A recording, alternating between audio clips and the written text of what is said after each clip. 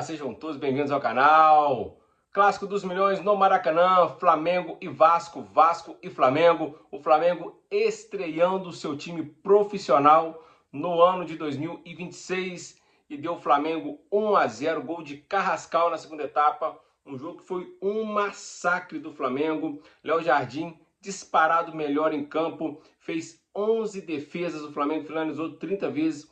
O Vasco finalizou apenas uma vez no gol do Flamengo, foi uma finalização, um gol perdido pelo GB, mas o Flamengo dominou do primeiro ao último minuto. O Vasco teve algumas escapadas na primeira etapa, mas só teve uma finalização, que foi essa do GB, que ele perdeu cara a cara. Paulo Henrique deixou ele cara a cara com o Rossi, ele tirou demais ainda no primeiro tempo, e depois o Flamengo foi soberano no jogo.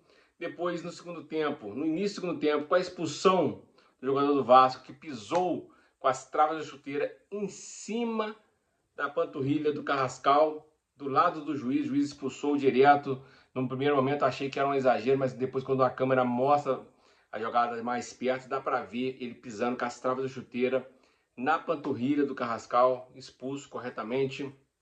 Exagerado quando você não vê o replay, mas o juiz estava colado no lance. E o Flamengo, a partir da expulsão, que já era soberano, ficou mais ainda.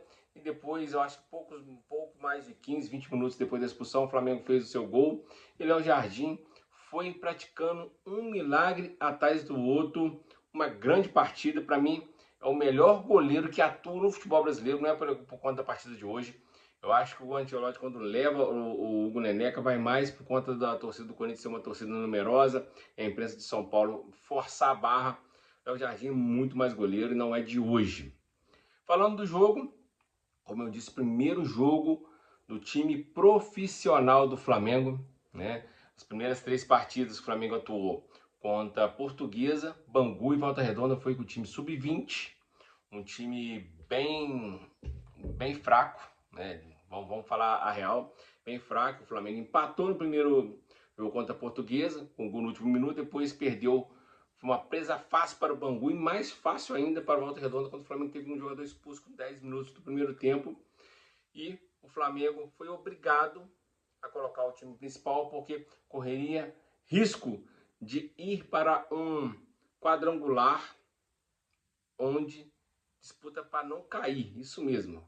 Se o Flamengo perdesse hoje para o Vasco Sub-20, ficasse lá nas últimas colocações, poderia ir para esse quadrangular, onde teria que fazer 3 jogos em casa e 3 fora, 6 jogos, mais jogos do que quem se classifica para a fase final. O Flamengo que optou esse ano por ir com o Sub-20, assim como foi ano passado. No ano passado tinha mais jogos, então a chance de cair era menor. Então o Flamengo tinha reais chances de cair, ou pelo menos brigar para não cair no quadrangular, né? E foi obrigado, porque se toma uma porrada hoje do Vasco Sub-20, depois perde Sub-20 contra o Fluminense, ia ser obrigado a disputar 6 jogos sem necessidade e atropelar o planejamento. O time voltou, nitidamente os jogadores estão com a perna um pouco presa, né? Porque o Flamengo foi o último time a voltar, porque o Flamengo disputou o Mundial Interclubes contra o PSG na final. O Flamengo entrou de férias mais tarde, então por isso retornou um pouco mais tarde, está fazendo sua preparação. Teve esse jogo aí no meio da preparação e acredito também devo colocar o time mesclado, né, titulares e reservas no final de semana contra o Fluminense, que é um clássico, e talvez se ganhar ou empatar já espanta de vez essa chance aí de ter que ir disputar o quadrangular de rebaixamento, e talvez volta a se preparar para o Brasileirão e principalmente para a final da Supercopa, se eu não me engano, no dia 1º contra o Corinthians, e na final da Recopa Sul-Americana contra o Lanús, já mais por meio e final de fevereiro, jogo na Argentina e o jogo decisivo no Maracanã. O jogo de hoje foi um passeio do Flamengo. O Vasco, às vésperas da partida, perdeu seu principal jogador, John Ryan, que foi vendido para o Bournemouth da Inglaterra. Ou seja, o Vasco perdeu seu melhor jogador justamente às vésperas do jogo contra o Flamengo, que até então iria com o Sub-20, mas a reunião ontem na sede do Flamengo foi tratado entre os diretores de futebol, Boto, o Felipe Luiz, e o presidente Luiz Eduardo Batista, que é o BAP, resolveram que teria que ir para o time principal para não correr o risco de perder e se complicar no Carioca.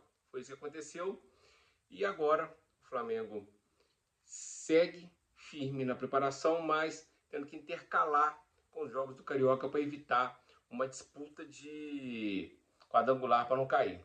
O jogo, eu gostei muito do time que o Felipe Luiz colocou a campo, mesmo time travado. Você viu o Cebolinha jogando muita bola.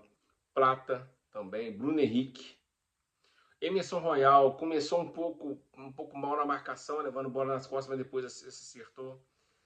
O meio-campo, né? Teve o Pulgar, o Everton Araújo. O Everton Araújo eu achei que carregou muita bola, deveria soltar um pouco mais rápido, poder dar dinâmica ao jogo, mas não foi muito decisivo para o Flamengo ter um jogo um pouco mais travado.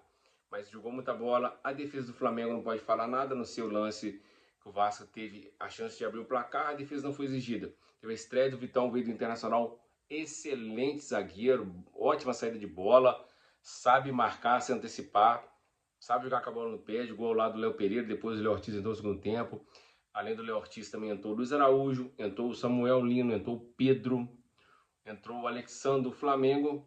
Luiz Araújo, o Flamengo foi colocando os jogadores para poder descansar, estava jogando e dando ritmo para os outros. Fez uma boa partida. Como eu disse no começo do vídeo, foram 31 finalizações do Flamengo, 11 no alvo, com uma sendo gol e o restante com 10 defesas do Léo Jardim. Isso mesmo, 10 defesas do Léo Jardim. E o Vasco teve apenas uma finalização.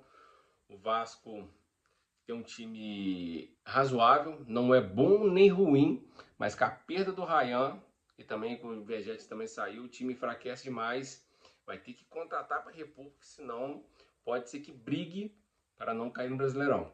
A não ser que ocorra algumas contratações, o time reforçar. Vai ter dinheiro agora com a chegada com a venda do Ryan, mas o Vasco tem muitas dívidas e tem que pagar a dívida também. É o Flamengo, a preparação para disputar os títulos.